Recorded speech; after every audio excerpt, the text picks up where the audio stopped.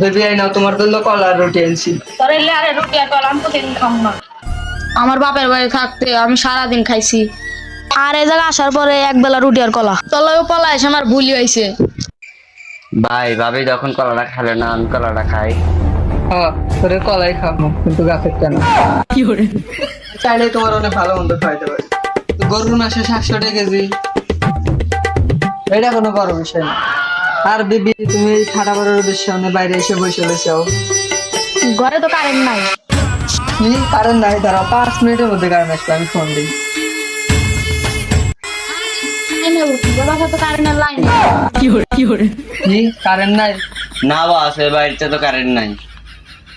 পালা আর সময় কইছিলা তুমি আমার রানীর মতো রাখবা, আর এটা তোমার রানীর মতো।